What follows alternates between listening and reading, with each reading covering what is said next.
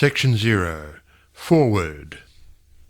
These pages have been written with purpose and hope that their suggestions may furnish you a key to open up the way to the attainment of your desires, and to explain that fear should be entirely banished from your effort to obtain possession of the things you desire. This presupposes, of course, that your desire for possession is based upon your aspiration for greater liberty. For example, you feel that the possession of more money, lands, or friends will make you happier, and your desire for possession of these things arises from a conviction that their possession will bring you liberty and happiness.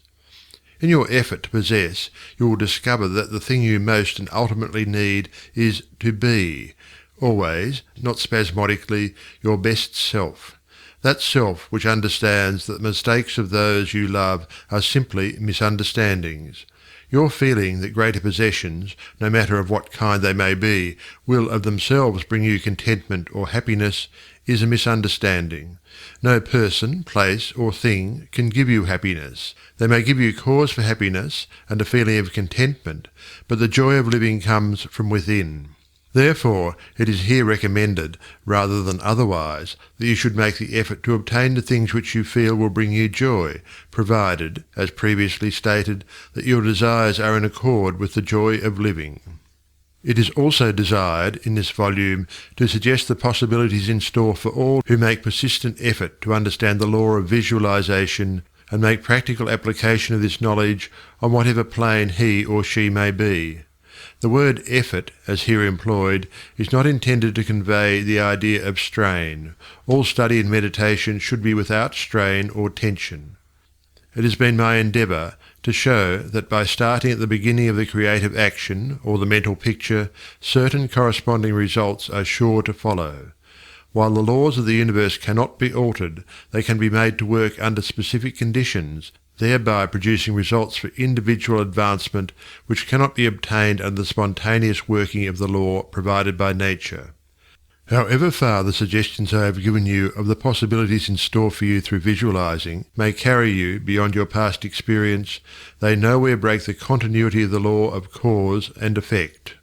If, through the suggestions given here, anyone is brought to realize that their mind is a centre through and in which all power there is in operation, simply waiting to be given direction in the one and only way through which it can take specific action, and this means reaction in concrete or physical form, then the mission to which this book is dedicated has been fulfilled.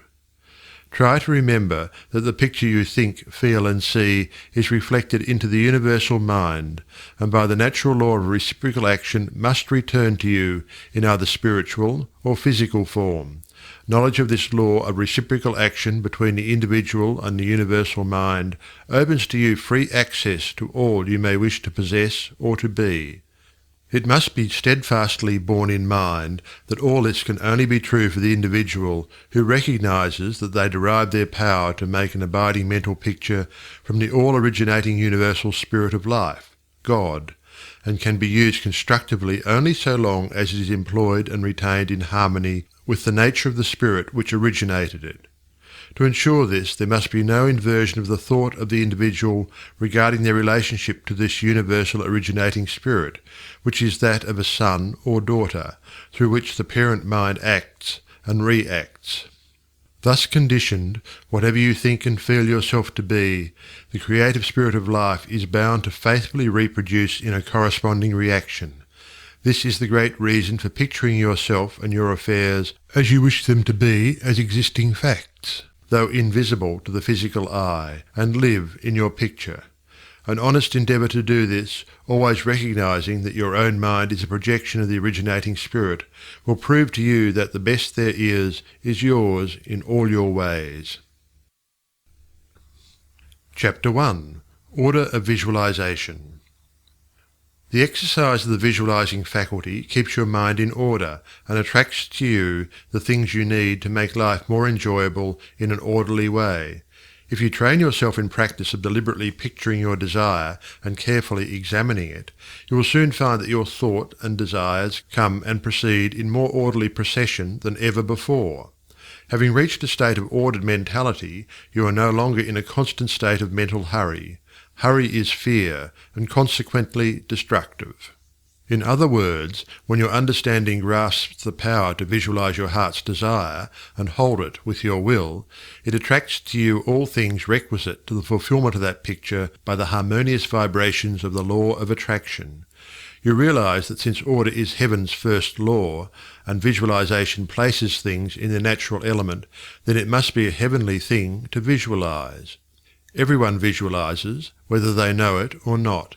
Visualizing is the great secret of success. The conscious use of this great power attracts to you greatly multiplied resources, intensifies your wisdom, and enables you to make use of advantages which you formerly failed to recognize. We now fly through the air, not because anyone has been able to change the laws of nature, but because the inventor of the flying machine learned how to apply nature's laws, and by making orderly use of them produced the desired result. So far as natural forces are concerned, nothing has changed since the beginning. There were no airplanes in the year one, because those of that generation could not conceive the idea as a practical working possibility. It has not yet been done, was the argument, and it cannot be done. Yet the laws and materials for practical flying machines existed then as now. Troward tells us that the great lesson he learned from the airplane and wireless telegraphy is the triumph of principle over precedent, and the working of an idea to its logical conclusion in spite of accumulated testimony of all past experience. With such an example before you, can you not realize that still greater secrets may be disclosed? Also, that you hold the key within yourself with which to unlock the secret chamber that contains your heart's desire. All that is necessary in order that you may use this key and make your life exactly what you wish it to be, is a careful inquiry into the unseen causes which stand back of every external and visible condition. Then bring these unseen causes into harmony with your conception, and you will find that you can make practical working realities of possibilities which at present seem but fantastic dreams. We all know that the balloon was the forefather of the airplane. In 1766, Henry Cavendish, an English nobleman, proved that hydrogen gas was 7 times lighter than atmospheric air. From that discovery, the balloon came into existence, and from the ordinary balloon, the dirigible, a cigar-shaped airship, was evolved.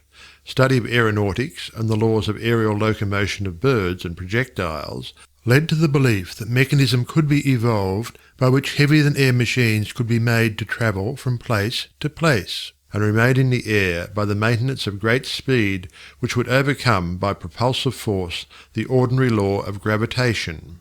Professor Langley of Washington, who developed much of the theory which others afterwards improved, was subjected to much derision when he sent a model airplane up, only to have it bury its nose in the muddy waters of the Potomac.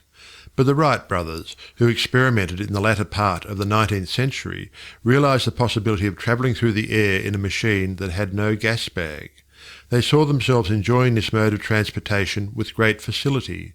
It is said that one of the brothers would tell the other, when their varied experiments did not turn out as they expected, "It's all right, brother, I can see myself riding in that machine, and it travels easily and steadily."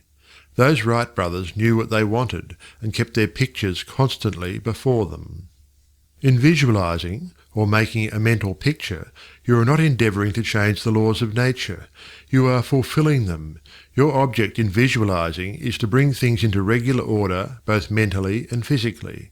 When you realize that this method of employing the creative power brings your desires, one after another, into practical material accomplishment, your confidence in a mysterious but unfailing law of attraction, which has its central power station in the very heart of your word picture, becomes supreme. Nothing can shake it.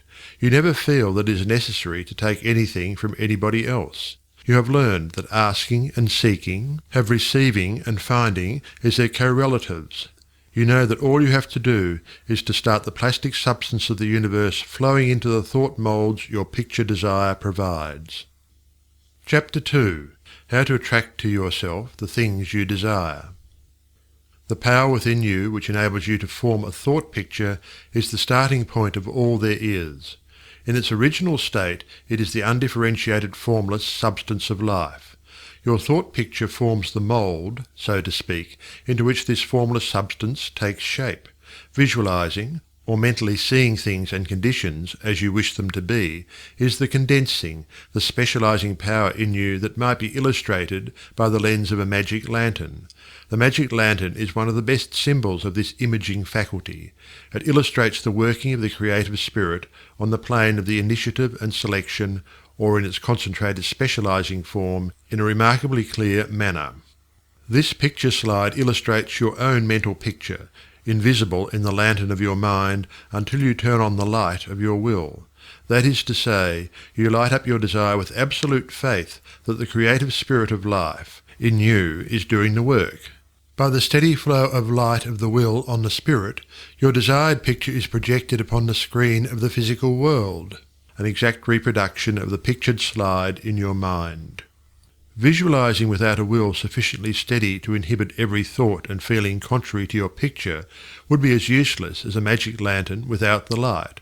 On the other hand, if your will is sufficiently developed to hold your picture in thought and feeling without any ifs, simply realizing that your thought is the great attracting power, then your mental picture is as certain to be projected upon the screen of your physical world as any pictured slide put into the best magic lantern ever made.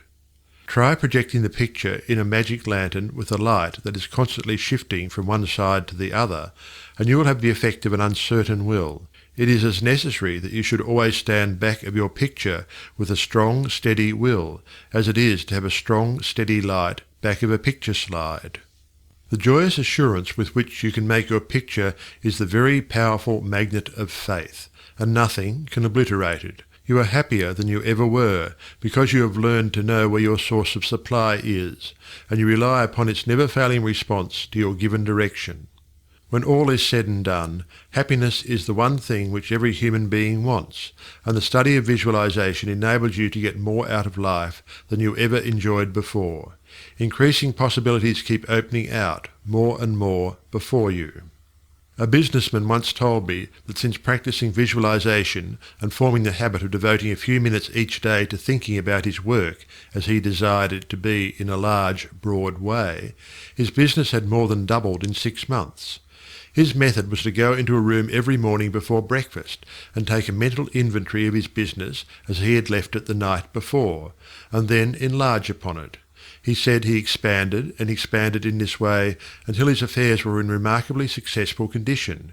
He would see himself in his office doing everything that he wanted done. His occupation required him to meet many strangers every day. In his mental picture he saw himself meeting these people, understanding their needs, and supplying them in just the way they wished. This habit, he said, had strengthened and steadied his will in an almost inconceivable manner. Furthermore, by thus mentally seeing things as he wished them to be, he had acquired the confident feeling that a certain creative power was exercising itself for him and through him, for the purpose of improving his little world.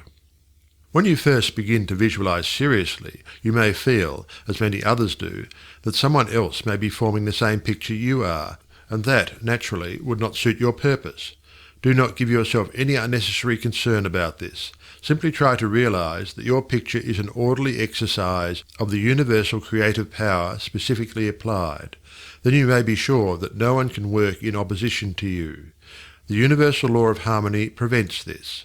Endeavour to bear in mind that your mental picture is universal mind exercising its inherent powers of initiative and selection specifically. God, or universal mind, made man for the specific purpose of differentiating himself through him. Everything that is came into existence in this same way, by this self-same law of self-differentiation, and for the same purpose. First the idea, the mental picture, or the prototype of the thing, which is the thing itself, in its incipiency or plastic form. The great architect of the universe contemplated himself as manifesting through his polar opposite, matter, and the idea expanded and projected itself until we have a world, many worlds. Many people ask, but why should we have a physical world at all? The answer is, because it is the nature of originating substance to solidify under directivity rather than activity, just as it is the nature of wax to harden when it becomes cold, or plaster of Paris to become firm and solid when exposed to the air. Your picture in this same divine substance in its fluent state, taking shape through the individualized center of divine operation, your mind. And there is no power to prevent this combination of spiritual substance from becoming physical form. It is the nature of spirit to complete its work, and an idea is not complete until it has made for itself a vehicle. Nothing can prevent your picture from coming into concrete form except the same power which gave it birth, yourself. Suppose you wish to have a more orderly room. You look about your room, and the idea of order suggests boxes, closets, shelves, hooks, and so forth. The box, the closet, the hooks, all are concrete ideas of order, vehicles through which order and harmony suggest themselves. Chapter 3. Relation between mental and physical form. Some persons feel that it is not quite proper to visualize for things. It's too material, they say. But material form is necessary for the self-recognition of spirit from the individual standpoint, and this is the means through which the creative process is carried forward. Therefore, far from matter being an illusion and something that ought not to be, as some metaphysical teachers have taught, matter is the necessary channel for the self-differentiation of spirit. However, it is not my desire to lead you into lengthy and tiresome scientific reasoning in order to remove the mystery of visualization and to put it upon a logical foundation. Naturally, each individual will do this in his own way. My only wish is to point out to you the smoothest way I know, which is the road on which Troward guides me. I feel sure that you will conclude, as I have, that the only mystery in connection with visualizing is the mystery of life taking form, governed by unchangeable and easily understood laws. We all possess more power and greater possibilities than we realize, and visualizing is one of the greatest of these powers. It brings other possibilities to our observation.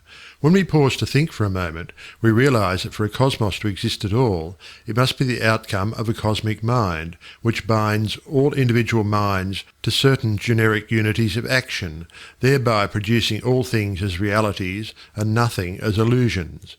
If you will take this thought of Troward's and meditate upon it without prejudice, you will surely realize that concrete material form is an absolute necessity of the creative process. Also, that matter is not an illusion, but a necessary channel through which life differentiates itself. If you consider matter in its right order as the polar opposite to spirit, you will not find any antagonism between them. On the contrary, together they constitute one harmonious whole. And when you realize this, you feel, in your practice of visualizing, that you are working from cause to effect, from beginning to finish. In reality, your mental picture is the specialized working of the originating spirit.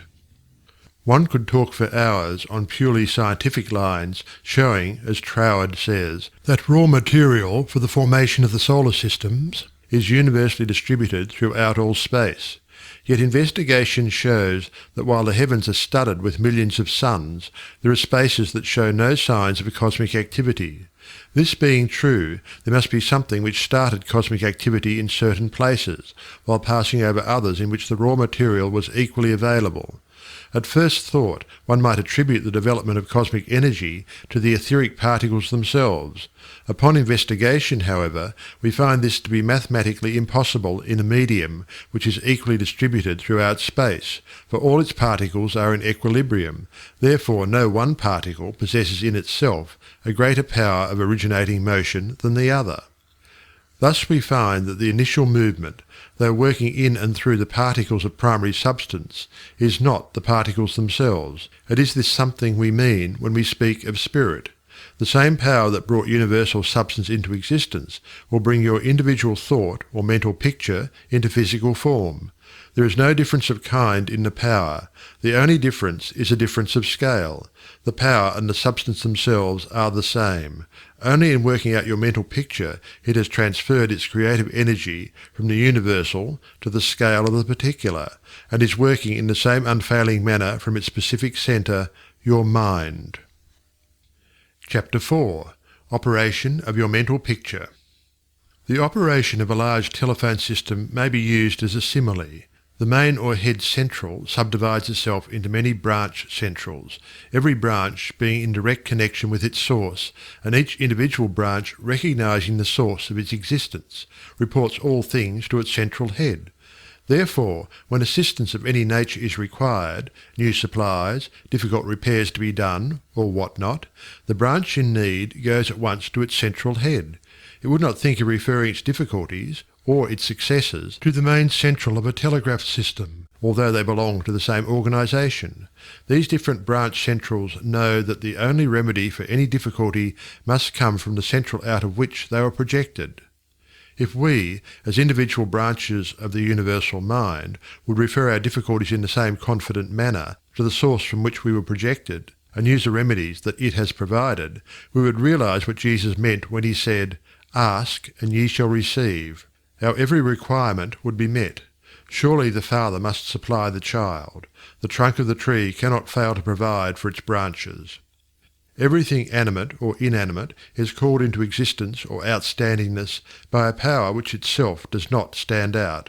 The power that creates the mental picture, the originating spirit substance of your pictured desire, does not stand out. It projects the substance of itself, that is, a solidified counterpart of itself, while it remains invisible to the physical eye. Only those will ever appreciate the value of visualizing who are able to realize Paul's meaning when he said, "The worlds were formed by the word of God. Things which are seen are not made of things which do appear." There is nothing unusual or mysterious in the idea of your pictured desire coming into material evidence. It is the working of a universal natural law. The world was projected by the self-contemplation of the universal mind, and this same action is taking place in its individualized branch, which is the mind of man. Everything in the whole world has its beginning in mind, and comes into existence in exactly the same manner from the hat on your head to the boots on your feet. All are projected thoughts, solidified. Your personal advance in evolution depends upon your right use of the power of visualizing, and your use of it depends on whether you recognize that you, yourself, are a particular center through and in which the originating spirit is finding ever new expression for potentialities already existing within itself. This is evolution, this continual unfolding of existing, though outwardly invisible things.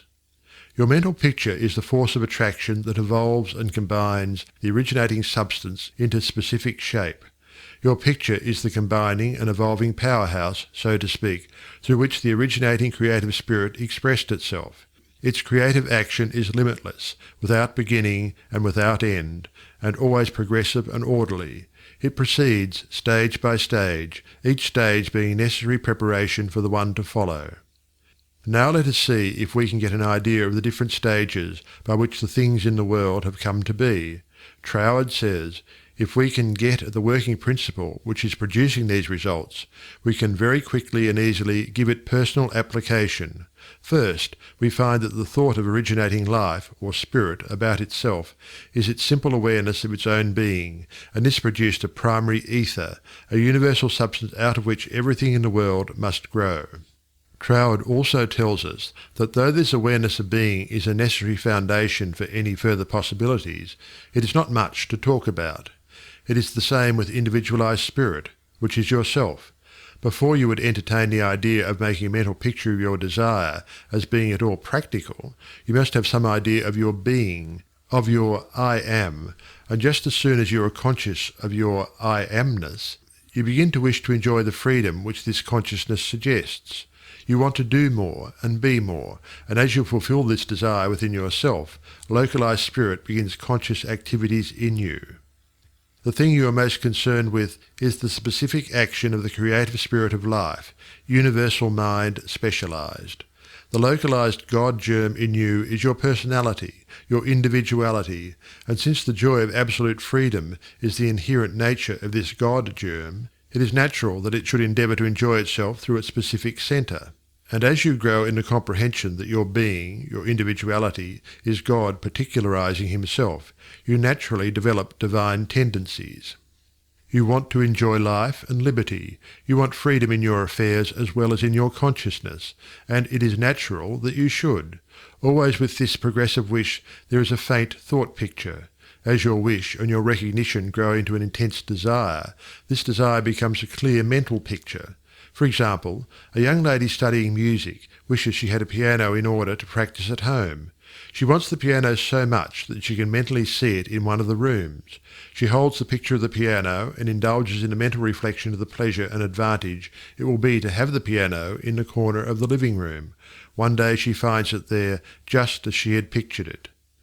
As you grow in understanding as to who you are, where you came from, and what the purpose of your being is, how you are to fulfill the purpose for which you are intended, you will more and more afford a centre through which the creative spirit of life can enjoy itself. And you will realize that there can be but one creative process filling all space, which is the same in its potentiality, whether universal or individual. Furthermore, all that there is, whether on the plane of the visible or invisible, had its origin in the localized action of thought or a mental picture, and this includes yourself, because you are universal spirit localized, and the same creative action is taking place through you. Now you are no doubt asking yourself why there is so much sickness and misery in the world. If the same power and intelligence which brought the world into existence is in operation in the mind of man, why does it not manifest itself as strength, joy, health, and plenty? If one can have one's desires fulfilled by simply making a mental picture of that desire, holding on to it with the will, and doing without anxiety on the outward plane whatever seems necessary to bring the desire into fulfillment, then there seems no reason for the existence of sickness and poverty. Surely no one desires either. The first reason is that few persons will take the trouble to inquire into the working principle of the laws of life. If they did, they would soon convince themselves that there is no necessity for the sickness and poverty that we see about us. They would realize that visualizing is a principle and not a fallacy. There are a few who have found it worthwhile to study this simple, though absolutely unfailing law that will deliver them from bondage. However, the race as a whole is not willing to give the time required for this study. It is either too simple or too difficult. They may make a picture of their desire with some little understanding of visualizing for a day or two, but more frequently it is for an hour or two. But if you will insist upon mentally seeing yourself surrounded by things and conditions as you wish them to be, you will understand that the creative energy sends its plastic substance in the direction indicated by the tendency of your thoughts. Herein lies the advantage of holding your thought in the form of a mental picture. The more enthusiasm and faith you are able to put into your picture, the more quickly it will come into visible form, and your enthusiasm is increased by keeping your desire secret. The moment you speak it to any living soul, that moment your power is weakened. Your power, your magnet of attraction is not so strong, and consequently cannot reach so far. The more perfectly a secret between your mind and outer self is guarded, the more vitality you give your power of attraction. One tells one's troubles to weaken them, to get them off one's mind, and when a thought is given out, its power is dissipated.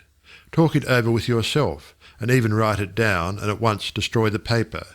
However, this does not mean that you should strenuously endeavour to compel the power to work out your picture on the special lines that you think it should. That method would soon exhaust you, and hinder the fulfilment of your purpose. A wealthy relative need not necessarily die, or someone lose a fortune on the street, to materialize the $10,000 that you are mentally picturing. One of the doormen in the building in which I live heard much of the mental picturing of desires from visitors passing out of my rooms. The average desire was for $500. He considered that $5 was more in his line, and began to visualize it, without the slightest idea of where or how he was to get it. My parrot flew out of the window, and I telephoned to the men in the courtyard to get it for me. One caught it, and it bit him on the finger. The doorman, who had gloves on, and did not fear a similar hurt, took hold of it and brought it up to me. I gave him 5 $1 bills for the service. This sudden reward surprised him. He enthusiastically told me that he had been visualizing for just $5, merely from hearing that others visualized. He was delighted at the unexpected realization of his mental picture. All you have to do is to make such a mental picture of your heart's desire, hold it cheerfully in place with your will, always conscious that the same infinite power which brought the universe into existence brought you into form for the purpose of enjoying itself in and through you. And since it is all life, love, light, power, peace, beauty and joy, and is the only creative power there is, the form it takes in and through you depends upon the direction given it by your thought indicator. In you it is undifferentiated, waiting to take any direction given it, as it passes through the instrument that it has made for the purpose of self-distribution.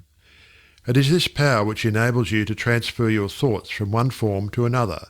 The power to change your mind is the individualized universal power taking the initiative, giving direction to the fluent substance contained in every thought. It is the simplest thing in the world to give this highly sensitive plastic substance any form you will through visualizing. Anyone can do it with a small expenditure of effort.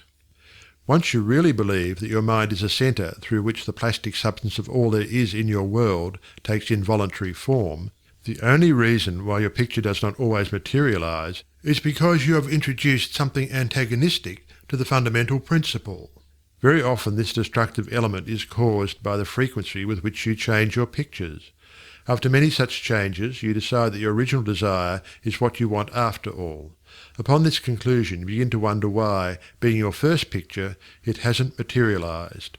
The plastic substance with which you are mentally dealing is more sensitive than the most sensitive photographer's film. If, in taking a picture, you suddenly remember that you had already taken a picture on that same plate, you would not expect the perfect result of either picture. On the other hand, you may have taken two pictures on the same plate unconsciously. When the plate has been developed and the picture comes into physical view, you do not condemn the principle of photography, nor are you puzzled to understand why your picture has turned out so unsatisfactorily. You do not feel that it is impossible for you to obtain a good, clear picture of the subject in question. You know that you can do so by simply starting at the beginning, putting in a new plate, and determining to be more careful while taking your picture next time. These lines followed out, you are sure of a satisfactory result. If you will proceed in the same manner with your mental picture, doing your part in a correspondingly confident frame of mind, the result will be just as perfect. The laws of visualizing are as infallible as the laws governing photography. In fact, photography is the outcome of visualizing. Again, your results in visualizing and your desires may be imperfect or delayed through the misuse of this power, owing to the thought that the fulfillment of your desire is contingent upon certain persons or conditions. The originating principle is not in any way dependent upon any person, place, or thing. It has no past and knows no future. The law is that the originating creative principle of life is the universal here and everlasting now. It creates its own vehicles through which to operate. Therefore, past experience has no bearing upon your present picture. So do not try to obtain your desire through a channel that may not be natural for it, even though it may seem reasonable to you. Your feeling should be that the thing, or the consciousness which you so much desire, is normal and natural, a part of yourself, a form for your evolution. If you can do this, there is no power to prevent your enjoying the fulfillment of the picture you have in hand, or any other. Chapter 5. Expressions from Beginners. Hundreds of persons have realized that visualizing is an Aladdin's lamp to him with a mighty will.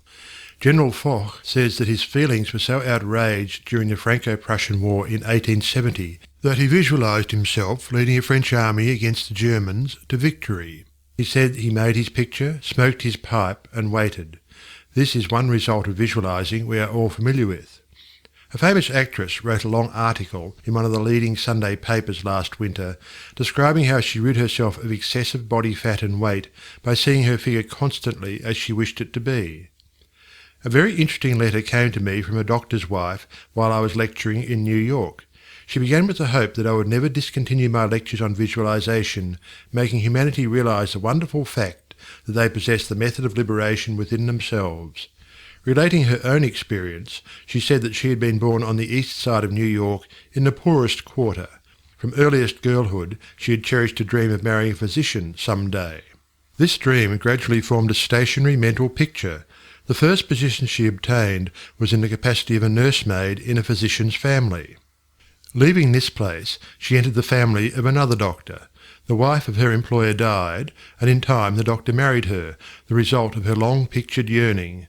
After that, both she and her husband conceived the idea of owning a fruit farm in the south. They formed a mental picture of the idea and put their faith in its eventual fulfilment. The letter she sent me came from their fruit farm in the south. It was while at the farm that the doctor's wife wrote me. Her second mental picture had seen the light of materialization. Many letters of a similar nature come to me every day. The following is a case that was printed in the New York Herald last May. Atlantic City, May 5th. She was an old woman, and when she was arraigned before Judge Clarence Goldenberg in the police court today, she was so weak and tired she could hardly stand. The judge asked the court attendant what she was charged with. "Stealing a bottle of milk, Your Honour," repeated the officer. "She took it from the doorstep of a downtown cottage before daybreak this morning." "Why did you do that?" Judge Goldenberg asked her. "I was hungry," the old woman said.